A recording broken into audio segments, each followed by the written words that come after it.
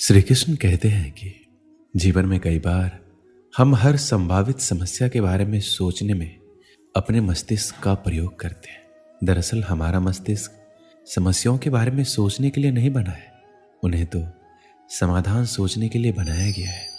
समाधान के बारे में सोचने के बाद हमारे मस्तिष्क का प्रयोग यह सोचने में होना चाहिए किस तरह इन सपनों को साकार किया जाए। डर को अपना गला ना दबाने दें, अपने डर को बाहर निकालें, इसे नष्ट करें, इसे तोड़ें, अपने से दूर करें, छोड़ें और इसे जाने दें। डर की आंखों में आंखें डालकर देखें, इसे चुनौती दें और ये दूर चला जाएगा।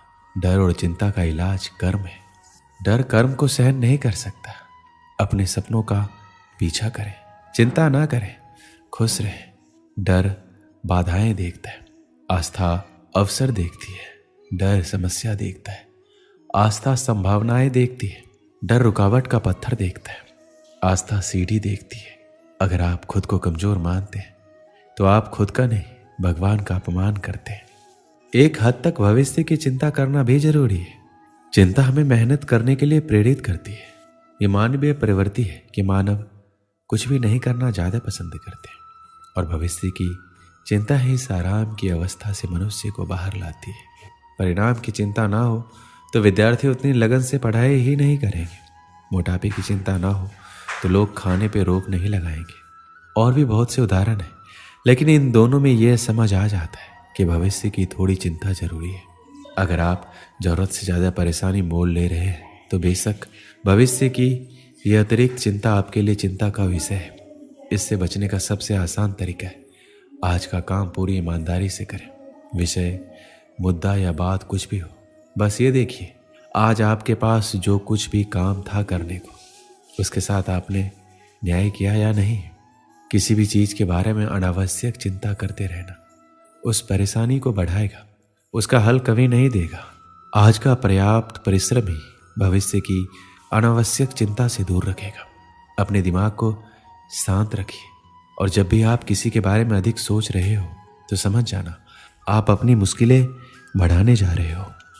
श्री कृष्ण कहते हैं हम सभी को योजना बनानी होगी, अन्यथा हम अपने आप को उसी तरह से जाने देंगे जैसे हमारा वातावरण हमें चलाता है, ना कि जिस तरह हम अपने जीवन को जीना चाहते हैं।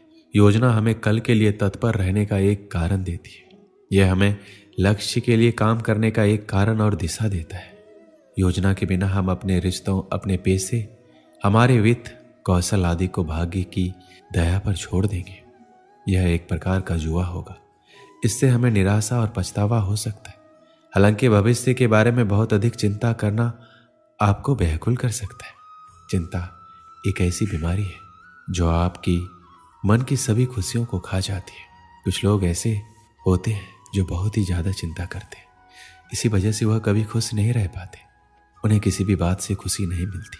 वह सिर्फ एक ही बात को लेकर चिंता में डूबे हुए रहते हैं, लगातार उसी बात के बारे में सोचते रहते हैं और चिंता करते रहते हैं। ऐसे लोग हमेशा मायूसी और दुख के घेरे से घिरे हुए रहते हैं। चाहे कोई खुशी का मौका हो या कोई भी त्यौहार, उन्हें कोई फर्क नहीं पड़ता। कोई भी चीज़ से खुश नहीं हो पाते क्योंकि उन्हें लगता है कि सारी जिम्मेदारी उनके कंधे पर है। लेकिन ये सच नहीं है। कई बार आपके चिंता में रहने से बनता हुआ काम भी बिगड़ जाता है। परिवार में अगर एक इंसान चिंता में रहता है तो सभी परिवार के लोगों को भुगतना पड़ता है और वही माहौल पूरे परिवार में छा जाता है और परिवार में कोई भी खुश नहीं रह पाता। उन लोगों की ऐसी आदत बन जाती है कि वो छोटी छोटी बातों में भी परेशानी में आ जाते हैं और ऐसे लोगों में चिड़चिड़ापन, गुस्सा, रात भर नींद नहीं आना, ऐसी बीमारियां हो जाती है। श्री कृष्ण कहते हैं आपको क्या पता हमारी जिंदगी के बारे में, लेकिन जिंदगी कैसी भी हो आप खुद परेशानियों का समाधान नहीं निकाल पाते तो इसका मतलब आप खुद परेशान हैं। ऐसी कोई भी चिंता नहीं है जिसे करने से आपको सुख मिल जाएगा या आपके परिवार में या मन में शांति आ जाएगी। चिंता एक ऐसे जहर के समान है जो आपका कल तो कभी भी अच्छा नहीं बना सकती और साथ ही आप ऐसी बीमारियों से ग्रसित हो जाओगे जिससे आपको भी अपने भविष्य में परेशान रहना पड़ेगा। चिंता और परेशानी को लेकर भागवत गीता में भगवान श्री कृष्ण कहते हैं मन का बेचैन होना उसका स्वभाव है। हमारे मन को लगता है कि अगर वह अलग अलग बातों के बारे में सोचता रहेगा तो हमें आने वाली हर मुश्किल और मुसीबत से बचा लेगा। पर ऐसा होता नहीं है।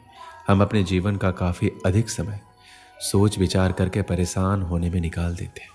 भगवान श्री कृष्ण कहते हैं, मन का ये स्वभाव बदलना मुश्किल जरूर है, असंभव नहीं। अब आप एक बात बताइए, क्या आप एक कौवे को कह सकते हैं कि कौ कौ की आवाज़ ना करे? या फिर क्या आप किसी मेढक को कह सकते हैं कि वह पानी देखते ही ऊंची छलांग ना मारे? हमारे मन का भी कुछ ऐसा ही है। जीवन में कुछ भी होता है, अच्छा या बुरा, हमारा मन उस पर कौ कौ करने लगता है। कौ कौ से मेरा मतलब है चिंता करना, व्याकुल होना। कोई बुरी बात होती भी नहीं है और मन परेशानी की ऊंची ऊंची लपेटें लेने लगता है। कभी कभी तो मुझे ऐसा लगता है हम में से कई लोग सिर्फ परेशान होने के लिए जीते हैं। सारी परेशानी, पीड़ा, दुविधा अक्सर हमारे मन की बनाई हुई कहानियां होती है कि तनाव के बारे में और चिंता के बारे में ज़्यादा नहीं सोचना है हमें। यानी कि अपने जीवन में तनाव और चिंता से दूर रहना है। अगर जीवन में कुछ परेशानी है तो कुछ समय के लिए तनाव में रहें, बाकी जीवन में मस्त रहें। नहीं तो आपका माइंड शून्य हो जाएगा और आप कुछ भी करने के लिए असमर्थ रहेंगे। दोस्तों, इस वीडियो में बस इतना ही। मिलते हैं अगली वीडियो में। अपना ख्याल रखिएगा। जय श्री कृष्ण।